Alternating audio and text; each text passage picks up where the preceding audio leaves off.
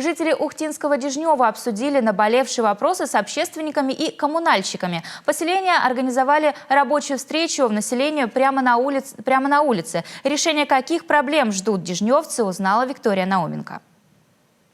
Уличное освещение, отопление, протекающие кровли, расписание автобусов и детский досуг. Вот далеко не полный список вопросов, которые сейчас волнуют дежневцев. Сегодня здесь собрались как раз те, кому их можно задать. Начальник управления ЖКХ, представитель управляющей компании и новый депутат округа. Самая большая проблема на сегодня – отопление. С началом отопительного сезона его подали, но пока оно слабое. И в этом виноваты в том числе сами жильцы. Как вы видите, стоим мы сейчас возле трубы, которая оголенная. Но оголенная труба – это не из-за того, что, скажем, ресурсоснабжающая компания не выполняет обмотку, а из-за того, что она была обмотана, утеплена, все сделано. Сами местные жители используют как для тепла, так скажем. Поэтому срывают, приносят вред.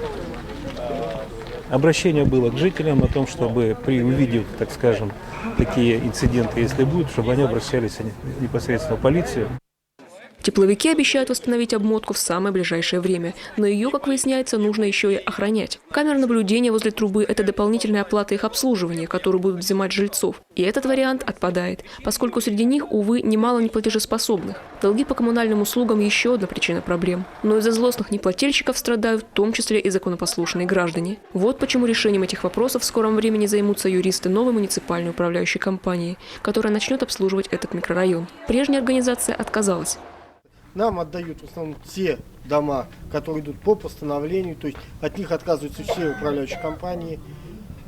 Стараемся максимально делать работы, какие это возможно. Но проблема именно с тем, что по вашему поселку я знаю, почему отказываются. У вас процент оплаты, в некоторых домах 16%, в некоторых 25%, максимум по 30%. Это мы знаем. Вопрос в чем? У нас есть юристы, которые будут заниматься этим делом и так далее. Кроме того, проблему с отоплением местный депутат будет пытаться решить и через вышестоящие органы, то есть повлиять с их помощью на установленные температурные нормативы воды в трубах. Он же обещает взяться и за организацию детской площадки на Дежнево. Жильцам уже поручено коллективным решением выбрать место для ее размещения и написать соответствующее заявление. Впрочем, раньше следующего года ее ждать не придется, но наболевшую проблему детского досуга здесь будут решать и другим способом, уже сейчас. У нас же раньше такой был большой клуб, а его сейчас нет. И куда детям деваться? Естественно, сидеть на трубах. И все. Очень меня тяготит вот эти проблемы с нашими детками. И то, что сейчас будет решаться вот этот вопрос вот с их занятостью, это вообще большой плюс. В местном детском саду, опять же при содействии местного депутата и по совместительству директора Центра творчества имени Корчевского, выделили помещение под кружки. И теперь юным жителям поселка не придется ездить в секции в город. Нами было принято решение создать на территории детского садика, нам выделили помещение, 2 секции. Спортивный туризм, это школа безопасности, юный пожарный, юный спасатель. От 10 лет и старше. Если нужно какие-то надобности, еще какую-то секцию создать, мы будем прорабатывать.